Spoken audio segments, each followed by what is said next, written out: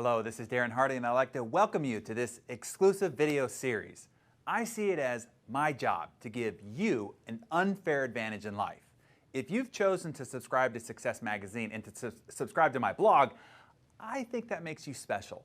You see, there are almost 7 billion people on the planet and at least 300 million in North America, and they all have an open invitation to subscribe. It's cheap. For Success Magazine, it's less than a single round of drinks at the local pub, or a single Starbucks a month, or less than a single tank of gas. And that's just for Success. Subscription to this blog is free. It doesn't get any easier than free, but you still had to self-select. You might be the only one out of your friends, family, and peers who have subscribed. For that reason, I want to make sure you have a killer advantage over everyone else around you. Over the next several weeks, I'll release a video that focuses on a key topic that will continue to give you a leg up in life. As you know, I get a chance to meet and find out what makes many of the greatest achievers in our society tick. What do they do to achieve so much more than anyone else in their field? I will draw on some of those insights and many of my own thoughts during this short series.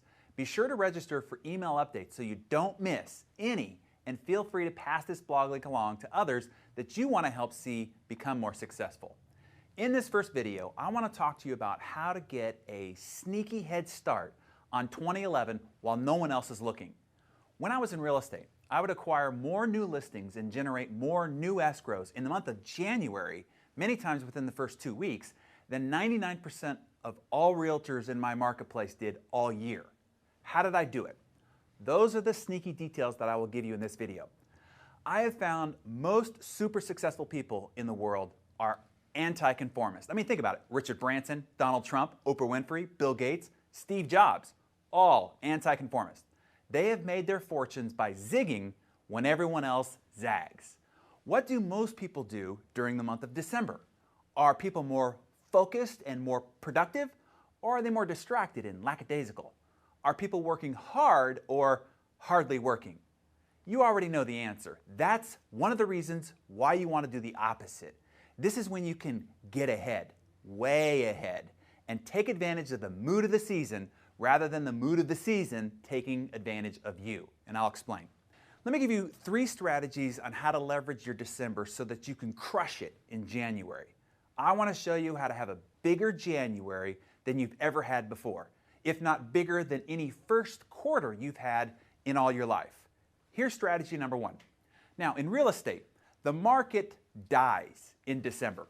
It's the holidays. No one wants to have their house on the market with people tromping through it during the holidays, and they're too busy buying Christmas gifts to think about buying a house. They don't even have the time or interest to even meet with a realtor in the month of December. So what do? I mean, this kind of scenario might be true for you and your business too. Here's the secret. Spend the entire month booking your appointment calendar for January. They don't want to meet with you now, but they're even more apt to book an appointment with you in January, which, heck, is all the way in next year. By the time 8 a.m., January 2nd will come around, I was booked solid, wall-to-wall, flat out for the entire month based on all the work that I did in the month of December.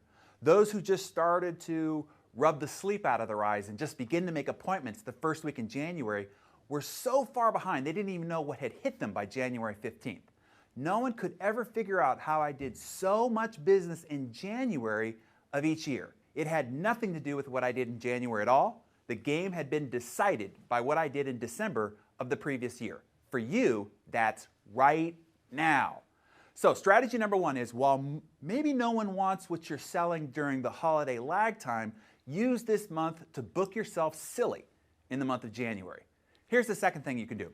The year is ending.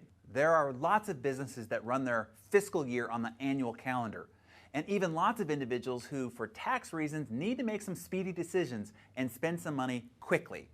Completely reprioritize your prospecting list to those types of clients that have these year-end closing challenges and opportunities.